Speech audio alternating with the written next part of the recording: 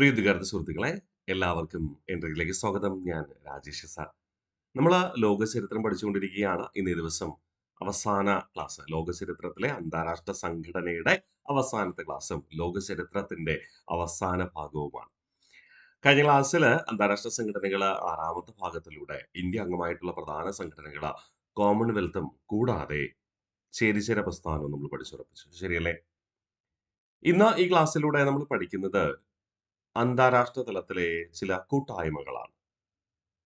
ഒരു സൈനിക കൂട്ടായ്മയാണ് പ്രസിദ്ധമായ നാറ്റോ, അല്ലെ? പിന്നെ വാഴ്സാ പാക്ട്, നാറ്റോ രൂപീകരിച്ച അതിനെതിരായിട്ട്. പിന്നെ സാമ്പത്തിക കൂട്ടായ്മകൾ ആയ G7, G20, G15, G77 എന്നിവയാണ് നമ്മൾ പഠിക്കുക. വളരെ കുറച്ച് പഠിക്കാനുള്ളൂ. അല്ല, ഏറ്റവും പ്രാധാന്യത്തോട് പഠിക്കേണ്ടത് നാറ്റോ എന്ന സംഘടനയാണ്. Okay, yes, ആരംഭിച്ചാലോ? നാറ്റോ പൂർണ്ണമായ പേര് North Atlantic Treaty Organization. North Atlantic Treaty Organization. ശീതസമര കാലഘട്ടത്ത് അമേരിക്കയുടെ നേതൃത്വത്തിൽ രൂപീകൃതമായ പടിഞ്ഞാറൻ രാജ്യങ്ങളുടെ സൈനിക സഖ്യമാണ് നാറ്റോ എന്ന പേരിൽ അറിയപ്പെടുക. നോർത്ത് അറ്റ്ലാന്റിക് ട്രീറ്റി ഓർഗനൈസേഷൻ സ്ഥാപിതമായത് ഡേറ്റ് PS ചോദിക്കാറുണ്ട്, കൃത്യമായി പഠിച്ചുറപ്പിക്കണം. 1949 ഏപ്രിൽ മാസം 4-ാം തീയതി. ആസ്ഥാനം സ്ഥിതി ചെയ്യുന്നത് ബെൽജിയത്തിലെ ബ്രസൽസ് ആണ്. നിലവിലെ അംഗരാജ്യങ്ങളുടെ എണ്ണം 32 ആണ്. ഏറ്റവും അവസാനം അംഗമായത് സ്വീഡനാണ്. ഓക്കെ, നാറ്റോയുടെ അംഗരാജ്യങ്ങളുടെ എണ്ണം മാറിക്കൊണ്ടിരിക്കുകയാണ്. പുതിയ അംഗരാജ്യങ്ങൾ ചേർന്നുകൊണ്ടിരിക്കുന്നു. ഇനി ചിലപ്പോ റഷ്യയുമായി തർക്കത്തിലുള്ള ഉക്രൈൻ ചേർന്നേക്കാം. ഇപ്പൊ നിലവിൽ ഇതുവരെ ചേർന്നിട്ടില്ല എന്ന കാര്യം ഓർമ്മിക്കാം. നാറ്റോ അംഗത്വം അമേരിക്ക വാഗ്ദാനം ചെയ്തിട്ടുണ്ട്, പക്ഷേ ഇതുവരെ അംഗമായിട്ടില്ല. അംഗമായാൽ അവസാന അംഗരാജ്യമായിരിക്കും ഉക്രൈനായിട്ട് മാറുക. ഞാനത് എടുത്തു പറയാൻ കാരണം വാർത്താ മാധ്യമങ്ങളിൽ ഉക്രൈൻ നാറ്റോ അംഗമാകാൻ പോകുന്നു എന്നൊക്കെ നിങ്ങൾ കേട്ടിട്ടുണ്ടാവാം. ഇതുവരെ അംഗമായിട്ടില്ല. 2026 ജനുവരി വരെ അംഗമായിട്ടില്ല കേട്ടോ. യെസ്. അപ്പോ NATO North Atlantic Treaty Organization ശീതയുദ്ധ കാലഘട്ടത്തിൽ അമേരിക്കയുടെ നേതൃത്വത്തിൽ രൂപീകൃതമായ പടിഞ്ഞാറൻ രാജ്യങ്ങളുടെ സൈനിക സഖ്യം. സ്ഥാപിതമായത് 1949 ഏപ്രിൽ 4-ാം തീയതിയാണ്. ആസ്ഥാനം സ്ഥിതി ചെയ്യുന്നത് ബെൽജിയത്തിലെ ബ്രസൽസ് ആണ്. അംഗങ്ങൾ 32. ഏറ്റവും അവസാനം അംഗമായത് സ്വീഡനാണ്.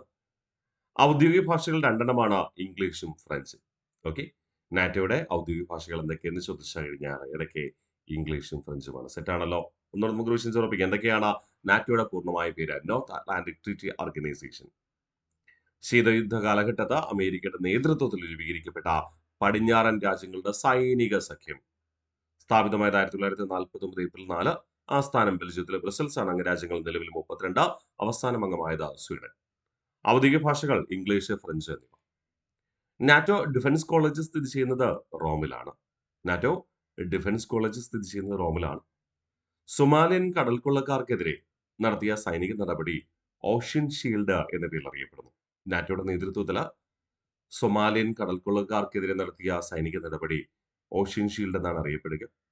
ഐക്യരാഷ്ട്രസഭയുടെ അനുമതിയോടുകൂടി ലിബിയയിൽ നടത്തിയ സൈനിക നടപടി ഒഡീസി ഡോൺ എന്ന പേരിൽ അറിയപ്പെടുന്നു. ഐക്യരാഷ്ട്രസഭയുടെ അനുമതിയോടുകൂടി ലിബിയ എന്ന രാജ്യത്ത് നടത്തിയ സൈനിക നടപടി ഒഡീസി ഡോൺ എന്ന പേരിൽ അറിയപ്പെടുന്നു.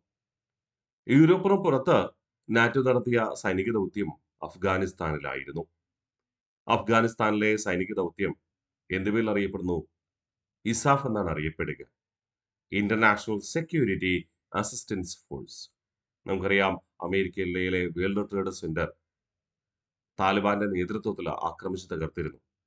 അതിനെതിരെ അമേരിക്കയുടെ നേതൃത്വത്തിൽ യൂറോപ്പിന് പുറത്ത് നാറ്റോ നടത്തിയ സൈനിക ദൗത്യമാണ് അഫ്ഗാനിസ്ഥാനിൽ നടന്നത്.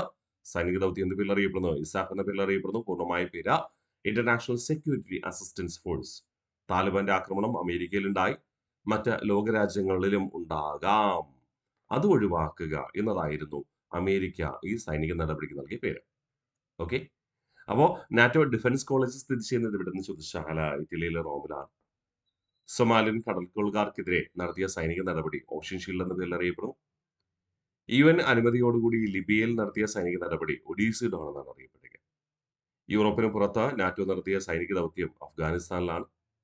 ആ സൈനിക ദൗത്യം എന്ത് പേരിൽ അറിയപ്പെടുന്നു? ESAF, international security assistance force എന്ന പേരിൽ അറിയപ്പെടുന്നു. International security assistance force. Okay അല്ലേ? നമ്മൾ നാറ്റോ പഠിച്ചു കഴിഞ്ഞു. ഇത്രയേ ഉള്ളൂ. അപ്പൊ നാറ്റോ പൂർണ്ണമായും പഠിക്കാം. നാറ്റോയുടെ പൂർണ്ണമായ പേര് നോർത്ത് അറ്റ്ലാന്റിക് ട്രീറ്റി ഓർഗനൈസേഷൻ. ശീതയുദ്ധ കാലഘട്ടത്ത് അമേരിക്കയുടെ നേതൃത്വത്തിൽ രൂപീകൃതമായ പടിഞ്ഞാറൻ രാജ്യങ്ങളുടെ സൈനിക സഖ്യം. സ്ഥാപിതമായത് 1949 ഏപ്രിൽ 4 ആസ്ഥാനം സ്ഥിതി ചെയ്യുന്നത് ബെൽജിയത്തിലെ ബ്രസൽസ് ആണ്. അംഗരാജ്യങ്ങൾ 32. അവസാന അംഗമെന്ന് പറയുന്നത് സ്വീഡനാണ്. ഔദ്യോഗിക ഭാഷകൾ ഇംഗ്ലീഷ്, ഫ്രഞ്ച് എന്നിവ. നാറ്റോ ഡിഫൻസ് കോളേജ് സ്ഥിതി ചെയ്യുന്നത് റോമിലാണ്. സൊമാലിയൻ കടൽക്കൊള്ളക്കാർക്കെതിരെ നടത്തിയ സൈനിക നടപടി ഓഷ്യൻ ഷീൽഡ് എന്നറിയപ്പെടുന്നു. യുഎൻ അനുമതിയോടുകൂടി, ഐക്യരാഷ്ട്രസഭയുടെ അനുമതിയോടുകൂടി ലിബിയയിൽ നടത്തിയ സൈനിക നടപടി ഒഡീസി ഡോൺ എന്ന പേരിൽ അറിയപ്പെടുന്നു. യൂറോപ്പിന് പുറത്ത് നാറ്റോ നടത്തിയ സൈനിക ദൗത്യം എന്ത് പേരിൽ അറിയപ്പെടുന്നു? ഇസാഫ് എന്ന പേരിൽ അറിയപ്പെടുന്നു. അഫ്ഗാനിസ്ഥാനിൽ നടത്തുക ഇന്റർനാഷണൽ സെക്യൂരിറ്റി അസിസ്റ്റൻസ് ഫോഴ്സ് എന്നാണ് പൂർണ്ണമായ പേര്. അപ്പോ അമേരിക്കൻ ചേരിയുടെ നേതൃത്വത്തിൽ നാറ്റോ ആരംഭിച്ചപ്പോൾ അതിന് പകരമെന്നോണം അല്ലെങ്കിൽ അതിനെ എതിർക്കുക എന്ന ലക്ഷ്യത്തോടു കൂടി രൂപീകരിക്കപ്പെട്ടതാണ് വാഴ്സാ പാക്ട് എന്ന പേരിൽ അറിയപ്പെടുക. വാഴ്സാ ഉടമ്പടി. നാറ്റോ സൈനിക സഖ്യത്തിന് ബദലായി രൂപം കൊണ്ട കമ്മ്യൂണിസ്റ്റ് രാജ്യങ്ങളുടെ സംഘടന. നേതൃത്വം നൽകിയത് സോവിയറ്റ് യൂണിയൻ ആയിരുന്നു. അല്ലെങ്കിൽ സോവിയറ്റ് യൂണിയന്റെ നേതൃത്വത്തിൽ കമ്മ്യൂണിസ്റ്റ് രാജ്യങ്ങൾ തുടക്കം കുറിച്ച സൈനിക സഖ്യമാണ് വാഴ്സാ പാക്ട് എന്ന പേരിൽ അറിയപ്പെടുക. വാഴ്സാ പാക്ടിന്റെ ആസ്ഥാനം മോസ്കോ ആണ്. രൂപീകരിക്കപ്പെട്ടത് 1955 പോളണ്ടിലെ വാഴ്സ എന്ന സ്ഥലത്ത്. വാഴ്സ ഉടമ്പടി അനുസരിച്ച്. അതുകൊണ്ട് അതിന്റെ പേരും ആ സൈനിക സഖ്യത്തിന്റെ പേരും എന്താണ്? വാഴ്സ ഉടമ്പടി എന്ന് തന്നെയാണ്. തുടർന്ന് സോവിയറ്റ് യൂണിയന്റെ പതനത്തോടുകൂടി വാഴ്സാ പാക്ട് പിരിച്ചുവിട്ടത് 1991. നിലവിൽ വാഴ്സാ പാക്ട് ഉണ്ടോ? ഇല്ല. USSRന്റെ പതനത്തോടുകൂടി, സോവിയറ്റ് യൂണിയന്റെ പതനത്തോടുകൂടി അത് പിരിച്ചുവിട്ടു. ഒന്നുകൂടെ നമുക്ക് റിവിഷൻ ചെയ്താലോ? വാഴ്സാ പാക്ട് എന്താണ്? വാഴ്സാ പാക്ട് നാറ്റോ എന്ന സഖ്യത്തിന് ബദലായിട്ട് രൂപം കൊണ്ട കമ്മ്യൂണിസ്റ്റ് രാജ്യങ്ങളുടെ കൂട്ടായ്മ രൂപീകരിക്കാൻ നേതൃത്വം നൽകിയത് സോവിയറ്റ് യൂണിയൻ. വാഴ്സാ പാക്ടിന്റെ ആസ്ഥാനം മോസ്കോ ആണ്. വാഴ്സാ പാക്ട് രൂപീകൃതമായത് 1955 പോളണ്ടിലെ വാഴ്സ എന്ന സ്ഥലത്ത്. അതുകൊണ്ടാണ് അത് വാഴ്സാ പാക്ട് എന്നറിയപ്പെടുക. USSR ക്ഷയിച്ചതിനെ തുടർന്ന് 1991 പിരിച്ചുവിട്ടു. സെറ്റാണേ. ഇനി നമ്മൾ പഠിക്കാൻ പോകുന്നത് കുറച്ച് സാമ്പത്തിക സഖ്യങ്ങളെയാണ്. G7 ലോകത്തെ ഏറ്റവും സമ്പന്ന രാജ്യങ്ങളുടെ കൂട്ടായ്മ. ലോകത്തെ ഏറ്റവും സമ്പന്ന രാജ്യങ്ങളുടെ കൂട്ടായ്മയാണ് എന്ത് പേരിൽ അറിയപ്പെടുക? G7 എന്ന പേരിൽ അറിയപ്പെടുക. ലോകത്തെ ഏറ്റവും സമ്പന്ന രാജ്യങ്ങളുടെ കൂട്ടായ്മ. നിലവിലെ ആകെ അംഗങ്ങൾ 7. ഏതൊക്കെയാണ് ലോകത്തെ ഏറ്റവും സമ്പന്ന രാജ്യങ്ങൾ? നോക്കാം. Germany, Italy, Canada, America, France, Japan, പിന്നെ European Union. Okay. Germany, Italy, Canada, America, France, Japan, പിന്നെ യൂറോപ്യൻ യൂണിയൻ. പ്രത്യേക ക്ഷണിതാക്കൾ എന്ന് പറയുന്നത് ഓസ്ട്രേലിയ, ബ്രസീൽ, ഇന്ത്യ, മെക്സിക്കോ, ദക്ഷിണാഫ്രിക്ക, ദക്ഷിണ കൊറിയ, ഉക്രൈൻ എന്നിവ. ഇവിടെ നിങ്ങൾ മനസ്സിലാക്കേണ്ട കാര്യം, ലോകത്തെ ഏറ്റവും സമ്പന്ന രാജ്യങ്ങൾ G7 മാത്രമാണോ? അതിനകത്തില്ലാത്ത രാജ്യങ്ങൾ ഏതെങ്കിലും സമ്പന്ന രാജ്യങ്ങളിലുണ്ടോ? ഉണ്ടെന്നേ. ഇപ്പോ റഷ്യ ഈ രാജ്യങ്ങളെ അപേക്ഷിച്ച്, ഫ്രാൻസിനെ അപേക്ഷിച്ച് സമ്പന്ന രാജ്യമാണ്. പക്ഷെ ഈ സംഘടനയിൽ അംഗമല്ല. അപ്പോ ഇവിടെ പറയുന്നത് ലോകത്തെ ഏറ്റവും സമ്പന്ന രാജ്യങ്ങളുടെ കൂട്ടായ്മ എന്നാണ്. കേട്ടോ? പക്ഷേ ഇതിനകത്തുള്ളവർ മാത്രമാണോ സമ്പന്നരെന്ന് ചോദിച്ചാൽ അല്ല. മറ്റു രാജ്യങ്ങളും ഉണ്ട്. ഇപ്പോ അറബ് രാഷ്ട്രങ്ങളിൽ UAE, സൗദി അറേബ്യ ഇവരൊക്കെ ഇതിനേക്കാൾ ഇത്രത്തോളം സമ്പത്തുള്ള രാജ്യങ്ങൾ തന്നെ. അവരൊന്നും ഇതിൽ അംഗമല്ല. കേട്ടോ? അപ്പൊ ഓർമ്മിക്കുക, ജസ്റ്റ് നമ്മൾ പറയുന്നത് ഇങ്ങനെയാണ്. ലോകത്തെ ഏറ്റവും സമ്പന്ന രാജ്യങ്ങളുടെ സംഘടനയാണ് G7 എന്ന് പറയുന്നത്. G7 അംഗരാജ്യങ്ങൾ എന്ന് പറയുന്നത് 7. Germany, Italy, Canada, America, France, Japan, പിന്നെ യൂറോപ്യൻ യൂണിയൻ. പ്രത്യേക ക്ഷണിതാക്കളായി കണക്കാക്കുന്ന രാജ്യങ്ങളിൽ ഇന്ത്യ ഉണ്ടോ? ഉണ്ട്. അത് മാത്രം പഠിച്ചാൽ മതി. വേറെ ഒന്നും പഠിച്ചില്ലെങ്കിലും കുഴപ്പമില്ല. പ്രത്യേക ക്ഷണിതാക്കളിൽ ഇന്ത്യ ഉണ്ടോ? ഉണ്ട്. പ്രത്യേക ക്ഷണിതാക്കൾ Australia, Brazil, then India, Mexico, ദക്ഷിണാഫ്രിക്ക, ദക്ഷിണ കൊറിയ, പിന്നെ ഉക്രൈൻ. ഓക്കെ അല്ലേ? ആദ്യ പേര് G6 എന്നായിരുന്നു. G6 നിലവിൽ വന്നത് 1975 കാനഡ അംഗമായപ്പോൾ 1976 അതിനെ G7 എന്ന് പുനർനാമകരണം ചെയ്തു. 1997 യുഎസിലെ ഡെൻവർ ഉച്ചകോടിയിൽ റഷ്യ അംഗമായതോടുകൂടി G7 എന്തായിട്ട് മാറി? G8 ആയിട്ട് മാറി. G7 എന്തായിട്ട് മാറി? G8 ആയിട്ട് മാറി. എന്നാൽ റഷ്യ അധിനിവേശത്തെ തുടർന്ന് ക്രിമിയയെ ഏറ്റെടുത്തതിനെ തുടർന്ന് 2014 മാർച്ച് 2-ന് റഷ്യയെ G8 നിന്ന് പുറത്താക്കി. അങ്ങനെ വീണ്ടും G8 എന്തായിട്ട് മാറി? G7 ആയിട്ട് മാറി. ഓക്കെ. അപ്പോ നിലവിൽ G7 എന്നറിയപ്പെടുന്ന സംഘടനയുടെ ആദ്യ പേര് G6 എന്നായിരുന്നു. G6 നിലവിൽ വന്നത് 1975, അല്ലെങ്കിൽ G7 നിലവിൽ വന്ന 1975 ആദ്യ പേര് G6 എന്നായിരുന്നു. തുടർന്ന് 1976 കാനഡ അംഗമായപ്പോൾ ഇതിനെ എന്തെന്ന് പുനർനാമകരണം ചെയ്തു? G7 എന്ന് പുനർനാമകരണം ചെയ്തു. 1997 യുഎസിൽ നടന്ന ഡെൻവർ ഉച്ചകോടിയിൽ വെച്ച് റഷ്യ അംഗമായി. അതോടുകൂടി G7 എന്തായിട്ട് മാറി? G8 ആയിട്ട് മാറി. പിൽക്കാലത്ത് റഷ്യയുടെ അധിനിവേശം ക്രിമിയ എന്ന ഭൂപ്രദേശത്തെ ഏറ്റെടുത്തതോട് തുടർന്ന് 2014 മാർച്ച് 2-ന് ഈ G8 എന്ന കൂട്ടായ്മയിൽ നിന്ന് റഷ്യയെ പുറത്താക്കി. അങ്ങനെ വീണ്ടും ഈ G8 എന്ന സംഘടന നിലവിലെ പേരായ G7 ആയി മാറുകയും ചെയ്തു. അത്രയേ ഉള്ളൂ. ഒന്നുകൂടെ നമുക്ക് വിഷയം ചെയ്താലോ? G7 ലോകത്തെ ഏറ്റവും സമ്പന്ന രാജ്യങ്ങളുടെ സംഘടന. നിലവിലെ ആകെ അംഗങ്ങൾ 7 ആണ്. Germany, Italy, Canada, America, France, Japan, European Union. പ്രത്യേക ക്ഷണിതാക്കളായി കണക്കാക്കുന്നത് ഓസ്ട്രേലിയ, ബ്രസീൽ, ഇന്ത്യ, മെക്സിക്കോ, ദക്ഷിണാഫ്രിക്ക, ദക്ഷിണ കൊറിയ, ഉക്രൈൻ. ആദ്യ പേര് G6 എന്നായിരുന്നു, രൂപീകരിച്ചത് 1975. പുനർനാമകരണം ചെയ്ത് 1976 G7 ആക്കി മാറ്റി. ഇപ്പോൾ കാനഡ അംഗമായപ്പോൾ 1997 യുഎസിലെ ഡെൻവർ ഉച്ചകോടിയിൽ റഷ്യ അംഗമായതോടുകൂടി G7 G8 ആയിട്ട് മാറി. ക്രിമിയയെ ഏറ്റെടുത്തതിനെ തുടർന്ന് 2014 മാർച്ച് 2-ന് റഷ്യയെ G8 നിന്ന് സസ്പെൻഡ് ചെയ്തു. തുടർന്ന് നിലവിലെ പേര് G7 എന്നാണ് അറിയപ്പെടുക. അടുത്ത നമ്മൾ പറയുന്നു G20. ലോകത്തില് സാമ്പത്തികമായി വികസിച്ചതും സാമ്പത്തികമായി ഉയർന്നു വരുന്നതുമായ 20 പ്രമുഖ രാജ്യങ്ങളുടെ കൂട്ടായ്മയാണ് എന്ത് പേരിൽ അറിയപ്പെട്ടത്? G20 എന്ന പേരിൽ അറിയപ്പെട്ടത്. നിലവിൽ വന്നത് 1999 അപ്പോൾ 19 അംഗരാജ്യങ്ങളും കൂടാതെ യൂറോപ്യൻ യൂണിയനും ഉൾപ്പെടെ അംഗസംഖ്യ 20 ആണ്. ഓക്കെ. 19 രാജ്യങ്ങളും കൂടാതെ യൂറോപ്യൻ യൂണിയൻ ഉൾപ്പെടെ 20. 20-ാം ഉച്ചകോടി നടന്നത് 2025 ദക്ഷിണാഫ്രിക്കയിൽ വെച്ച്. 21-ാം ഉച്ചകോടി നടക്കുന്നത് 2026 മിയാമി, ഫ്ലോറിഡ, അമേരിക്കയിലെ മിയാമി, ഫ്ലോറിഡ എന്ന രാജ്യത്ത് വെച്ചുമാണ്. ഓക്കെ. അപ്പോൾ G20 എന്ന് പറയുമ്പോൾ ലോകത്തിൽ സാമ്പത്തികമായി വികസിച്ചതും ഉയർന്നു വരുന്നതുമായ 20 പ്രമുഖ രാജ്യങ്ങളുടെ കൂട്ടായ്മ. നിലവിൽ വന്നത് 1999 അംഗരാജ്യങ്ങൾ 19 രാജ്യങ്ങളും കൂടാതെ യൂറോപ്യൻ യൂണിയൻ. G20യുടെ 20-ാം ഉച്ചകോടി നടന്നത് 2025 ദക്ഷിണാഫ്രിക്കയിൽ വെച്ച്. 21-ാം ഉച്ചകോടി നടക്കുന്നത് 2026 അമേരിക്കയിലെ മിയാമി, ഫ്ലോറിഡ നഗരങ്ങളിൽ വെച്ചുമാണ്. ക്ലിയർ ആണ്. അടുത്ത് പറയുന്നു G15. വികസ്വര രാജ്യങ്ങളുടെ സാമ്പത്തിക സംഘടനയാണ് G15 എന്ന പേരിൽ അറിയപ്പെടുക. വികസ്വര രാജ്യങ്ങളുടെ സംഘടന രൂപീകരിച്ചത് 1989. ആദ്യ സമ്മേളനം നടന്നത് മലേഷ്യയിലെ കുലാലംപൂരില് 1990. G15 എന്ന് പറയുന്നത് എന്താണ്? വികസ്വര രാജ്യങ്ങളുടെ സാമ്പത്തിക സംഘടനയാണ്. അവിടെ 15 രാജ്യങ്ങളെ ഉള്ളൂ എന്ന് ചോദിച്ചാൽ അല്ല. രൂപീകരിച്ചപ്പോൾ 15 ആയിരുന്നു. നിലവില് കൂടുതൽ അംഗരാഷ്ട്രങ്ങളുണ്ട് കേട്ടോ. അപ്പോൾ വികസ്വര രാജ്യങ്ങളുടെ സാമ്പത്തിക സംഘടനയാണ് G15 എന്ന് പറയുന്നത്. രൂപീകരിച്ചത് 1989. ആദ്യ സമ്മേളനം നടന്നത് 1990 മലേഷ്യയിലെ കുലാലംപൂരിൽ. ഒന്നുകൂടെ നമുക്ക് റിവിഷൻ ചെയ്യാമോ? G20യും G15യും ലോകത്തിൽ സാമ്പത്തികമായി വികസിച്ചതും ഉയർന്നു വരുന്നതുമായ 20 പ്രമുഖ രാജ്യങ്ങളുടെ കൂട്ടായ്മയാണ് G20 എന്ന് പറയുക. G20 നിലവിൽ വന്നത് 1999.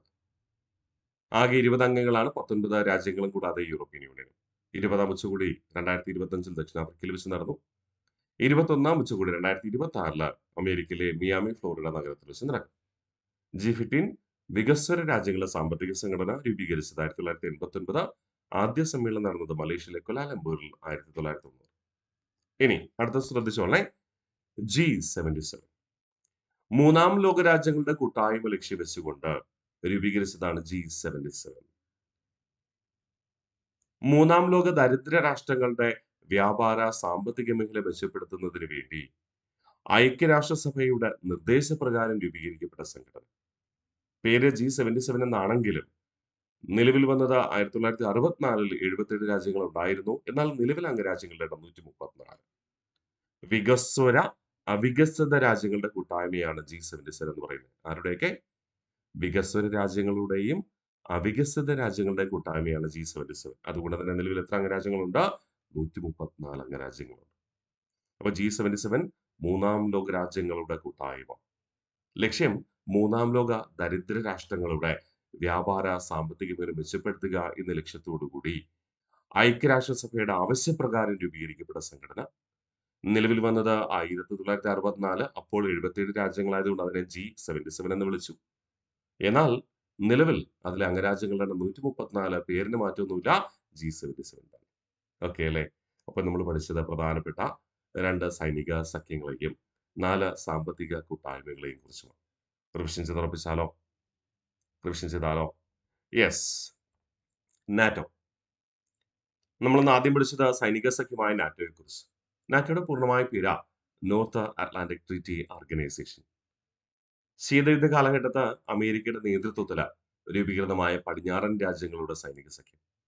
സ്ഥാപിതമായത് 1949 ഏപ്രിൽ 4-ാം തീയതി. ആസ്ഥാനം ബെൽജിയത്തിലെ ബ്രസൽസ് ആണ്. അംഗരാജ്യങ്ങൾ നിലവിൽ 32. അവസാന അംഗമെന്ന് പറയുന്നത് സ്വീഡനുമാണ്. നാറ്റോയുടെ ഔദ്യോഗിക ഭാഷകൾ 2 ഉണ്ട്. 1 English, 2 French. NATO defence college സ്ഥിതി ചെയ്യുന്നത് റോമിലാണ്. സൊമാലിയൻ കടൽക്കൊള്ളക്കാർക്കെതിരെ നടത്തിയ നാറ്റോയുടെ സൈനിക നടപടിയാണ് ഓഷ്യൻ ഷീൽഡ് എന്ന പേരിൽ അറിയപ്പെടുക. ഐക്യരാഷ്ട്രസഭയുടെ അനുമതിയോടുകൂടി ലിബിയ എന്ന രാജ്യത്ത് നടത്തിയ നാറ്റോയുടെ സൈനിക നടപടി DC ഡോൺ എന്ന പേരിൽ അറിയപ്പെടുന്നു. യൂറോപ്പിന് പുറത്ത് നാറ്റോ സേന നടത്തിയ ദൗത്യമാണ് അഫ്ഗാനിസ്ഥാനിൽ. ആ സൈനിക ദൗത്യം അറിയപ്പെടുന്നത് ISAF, international security assistance force എന്നായിരുന്നു. തീവ്രവാദ പ്രവർത്തനത്തിന് എതിരെ. Warsaw pact. അമേരിക്കയുടെ നേതൃത്വത്തിൽ നാറ്റോ എന്ന സഖ്യം രൂപീകരിച്ചപ്പോൾ അതിന് ബദലായി രൂപം കൊണ്ട കമ്മ്യൂണിസ്റ്റ് രാജ്യങ്ങളുടെ സംഘടനയാണ് വാഴ്സ പാക്ട്, അഥവാ കമ്മ്യൂണിസ്റ്റ് രാജ്യങ്ങളുടെ സൈനിക സഖ്യമാണ് വാഴ്സ പാക്ട്. വാഴ്സ പാക്ട് രൂപീകരിക്കാൻ നേതൃത്വം നൽകിയത് സോവിയറ്റ് യൂണിയൻ ആയിരുന്നു. ആസ്ഥാനം സ്ഥിതി ചെയ്യുന്നത് മോസ്കോയിൽ. രൂപീകൃതമായത് 1955 പോളണ്ടിലെ വാഴ്സ എന്ന സ്ഥലത്ത്. അതുകൊണ്ട് വാഴ്സ പാക്ട് എന്നറിയപ്പെടുന്നു. വാഴ്സ പാക്ട് പിരിച്ചുവിട്ടത് 1991. G7 ലോകത്തെ ഏറ്റവും സമ്പന്ന രാജ്യങ്ങളുടെ സംഘടന. നിലവിലെ ആകെ അംഗങ്ങൾ 7 ആണ്. Germany, Italy, Canada, America, France, Japan, European union എന്നിവ. പ്രത്യേക ക്ഷണിതാക്കളായ രാജ്യങ്ങൾ ഓസ്ട്രേലിയ, ബ്രസീൽ, ഇന്ത്യ, മെക്സിക്കോ, ദക്ഷിണാഫ്രിക്ക, ദക്ഷിണ കൊറിയ, പിന്നെ യുക്രൈൻ. ആദ്യ പേര് G6 എന്നായിരുന്നു. രൂപീകരിക്കപ്പെട്ടത് 1975. G7 എന്ന് പുനർനാമകരണം ചെയ്ത് 1976 കാനഡ അംഗമായിരുന്നു. 1997 US-ലെ ഡെൻവർ ഉച്ചകോടിയിൽ വെച്ച് റഷ്യ അംഗമായതോടുകൂടി G7 G8 ആയിട്ട് മാറി.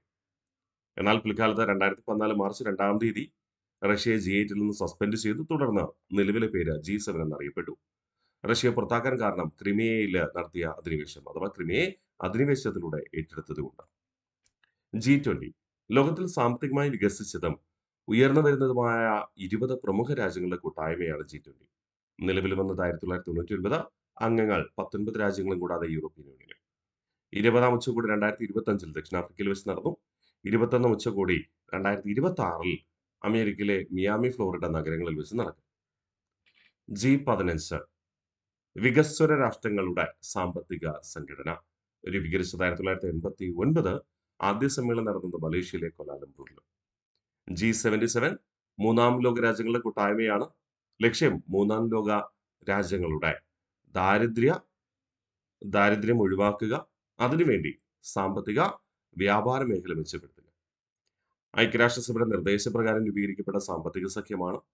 നിലവിൽ വന്നത് 1964. അപ്പോൾ 77 രാജ്യങ്ങളായിരുന്നു. അതുകൊണ്ട് G77 എന്ന പേര് കൊടുത്തു. നിലവിൽ 134 അംഗരാജ്യങ്ങളുണ്ട്. എന്നാൽ പേരിന് മാറ്റമില്ലതാണ്. ഓക്കെ അല്ലേ? അപ്പോൾ ഇന്നേ ദിവസം നമ്മൾ ഈ ഒരു ക്ലാസ്സിലൂടെ പ്രധാനപ്പെട്ട 6 സംഘടനകൾ പഠിച്ചു അല്ലെ? NATO, വാഴ്സ pact, G7, G20, G15, പിന്നെ G77. ഇതോടുകൂടി അന്താരാഷ്ട്ര സംഘടനകൾ എന്ന ക്ലാസ് പൂർത്തീകരിക്കപ്പെടുന്നു. ലോക ചരിത്രം എന്ന കേരള PSCയുടെ സിലബസും 100% ഇവിടെ പൂർത്തീകരിക്കപ്പെടുക. ഓക്കെ, അപ്പോൾ കൃത്യമായി പഠിക്കുക, മുന്നോട്ട് പോവുക. നിങ്ങൾക്ക് സർവേശ്വരൻ എല്ലാവിധ വിജയങ്ങളും നൽകും എന്ന് ആശംസിക്കുന്നു. ഓക്കെ അല്ലേ?